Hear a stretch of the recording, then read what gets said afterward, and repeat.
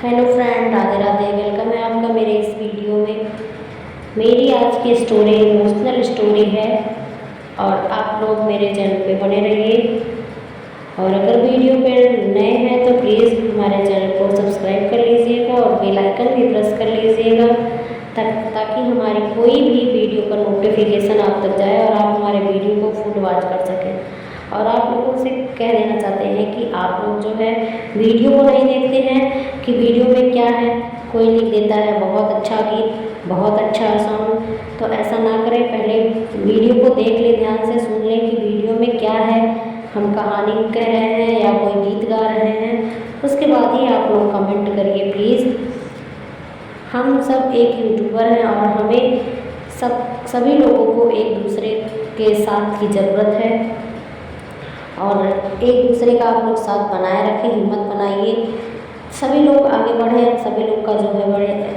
और कई लोगों पे हमने हाइप किया, उन्होंने रिटर्न नहीं किया, तो प्लीज़ ऐसा मत करिए।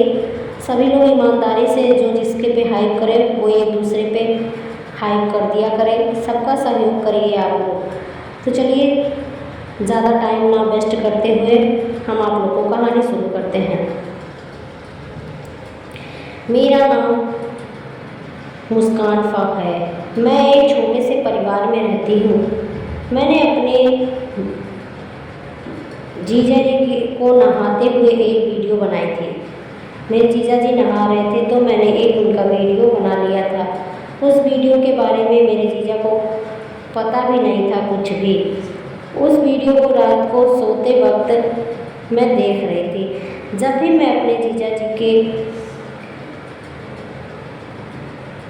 वीडियो को देखती तो उस वीडियो को पूरी तन्मयता से देखती थी। मैं देखते देखते पूरी तरह मन लगाकर देखती, इसके बारे में सोचती हूँ तो मेरा शरीर कांप उठ जाता है। मेरे अंदर एक अजीब सी बेचैनी शुरू हो जाती है। मैं अपने आप को शांत करने की कोशिश करती हूँ लेकिन ऐसा हो नहीं पाता है। वह बात मेरे मन से निकलती ही नहीं है। वही बात बार बार मेरे दिमाग में आती है और वही वीडियो मैं बार बार देखना चाहती हूँ। कितनी भी कोशिश कर लूँ मुझसे रहा ही नहीं जाता कि मैं कब अपने जीजा जी के साथ फिजिकल हो जाऊँ ताकि उनके साथ मैं अपना समय बिता सकूँ, ताकि मैं अपनी छटपटाहट को पूरा कर सकूँ और उनके साथ रात तक मज़ा ले सकूँ और अपने मन को शांत कर सकूँ। क्योंकि मेरी शादी में अभी बहुत ज़्यादा समय है। अभी मेरे मम्मी पापा इतने जल्दी मेरी शादी नहीं करेंगे, अभी काफ़ी समय बाद मेरी शादी करेंगे। क्योंकि यह बात सिर्फ पड़ोस के लड़कों को नहीं बता सकती थी। मोहल्ले के कई लड़के बहुत दिनों से मेरा पीछा कर रहे थे और मैंने अपने जीजा के वीडियो को देखकर खुद को नहीं रोक पाई और जोश में आकर वह काम कर बैठी जो मुझे नहीं करना चाहिए था। कुछ दिनों बाद ऐसा हुआ कि मेरे घर में कोई नहीं था, सभी लोग बाहर चले गए थे और मेरे सास ससुर किसी रिश्तेदार की शादी में गए हुए थे। मैं घर में केवल अकेली थी। घर में मेरे जीजा जी थे और मैं थी। मेरी कॉलेज थी लेकिन उस दिन मैं अपनी छुट्टी ले ली, कॉलेज भी नहीं गई जीजा जी की वजह से। मैं यही सोच रही थी कि मैं और जीजा जी आज पूरा मज़ा लें। उस दिन पेपर देखकर मैं जल्दी घर वापस आ गई, लेकिन जीजा जी को भी दुकान पर बहुत सारा काम था। वो काम छोड़ करके घर पे आए थे और घर पर थकान की वजह से घर पर ही रुक गए थे। अब हम दोनों जीजा साले घर पर अकेले रह गए। जीजा जी की एक गर्लफ्रेंड थी जिसका नाम शिवन्या था। जीजा जी ने शिवन्या को बताया था कि घर वाले सब जा चुके हैं, सास ससुर घर पर नहीं हैं तुम अपने घर बता दो कि आज पार्टी में जा रही हूँ और शाम होते ही मेरे घर आ जाओ। जीजा जी अलग सोच रहे हैं और साली जी अलग अपने दिमाग में सोच रहे हैं। जीजा जी अपने गर्लफ्रेंड के साथ रात बिताना चाहते हैं और साली जी अपने जीजा के साथ रात बिताना चाहते हैं। मैं उसी समय अपनी सहेली के पास उसके घर चली गई थी, क्योंकि मैंने जो वीडियो बनाया था उसमें जीजा जी के शरीर को देखकर मुझे बेचैनी हो रही थी। मेरा कोई बॉयफ्रेंड भी नहीं था। मैंने अपने सहेली गीता से इसके बारे में बात की। मेरे मन में बेचैनी हो रही थी। उसने कहा, अब तो शाम हो चुकी है, तुम आज रात यहीं रुक जाओ, कल सुबह मैं कुछ करूँगी। मैं उसकी बात मानकर उस रात उसके घर रुक गई। मैं और जीजा जी मेरे कमरे में कुछ बातें करते रहे। फिर मैं बहुत ज़्यादा ही थक चुकी थी, इसीलिए अपने बिस्तर पर सोने चली गई थी। मैं गहरी नींद में सो गई थी। मुझे कुछ पता ही नहीं था कि मेरे घर कोई और भी आया है। लगभग 1 घंटे बाद जब मैं उठी तो जीजा जी के कमरे से अजीब सी आवाज़ें आ रही थी जो मेरे कानों तक गूंज रही थी। मैं बिना कुछ सोचे समझे जल्दी से जीजा जी के कमरे की तरफ जाकर खड़ी हो गई। जैसे ही मैंने दरवाज़ा खोला, मैं देखकर हैरान रह गई, क्योंकि जीजा जी ने जोश में आकर दरवाज़ा बंद नहीं किया था। जीजा जी और गजाला एक दूसरे के साथ लगे हुए थे। जीजा जी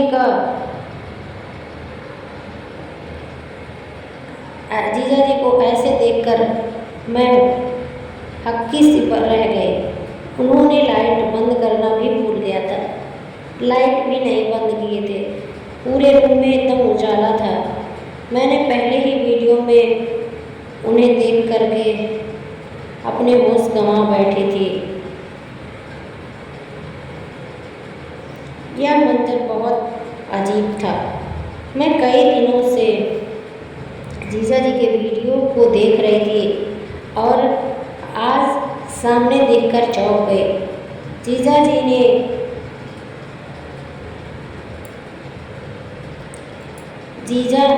अपनी गर्लफ्रेंड के साथ ऐसे लिपटे हुए थे कि जैसे कोई हस्बैंड वाइफ हो। जीजा को ये भी नहीं पता था कि अगर दीदी आ जाएंगी तो फिर जीजा का क्या हाल होगा। जीजा जी को तो कुछ नहीं पता था। जीजा जी एकदम अपने में लगे हुए थे और मुझे भी यह देखकर बहुत अच्छा लग रहा था। लगभग 15 मिनट मैं जीजा जी के दरवाजे पे खड़ी थी। जैसे ही वो लड़की गेट के बाहर निकली, जीजा जी थोड़ा मुझे देख करके शर्मा गए और मैं दौड़ते हुए अपने कमरे में जल्दी से भाग गई। मुझे भी जीजा जी को देख करके बहुत ज़्यादा शर्मिंदगी महसूस हुई और उस लड़की के बाल खुले हुए और उसके चेहरे पर लिपस्टिक इधर उधर फैली हुई थी।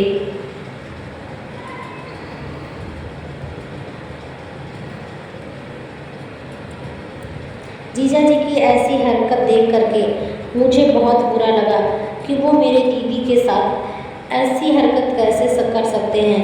मेरी दीदी के होते हुए एक दूसरी लड़की से कैसे संपर्क बना सकते हैं। मेरी दीदी के पीठ पीछे मेरे दीदी को ये धोखा दे रहे हैं।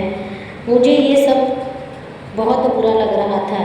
मैं मन ही मन सोच रही थी कि वो लड़की अपने घर चली गई और जीजा जी उसके बाद अपनी दुकान पे चले गए। मुझसे रहा नहीं जा रहा था। ये बात मैंने अपने सहेली से बताई और मेरी सहेली मुझे बोली कि देख तेरे जीजा तेरी दीदी को धोखा दे रहे हैं, ये बात तुम अपनी दीदी से बता दे।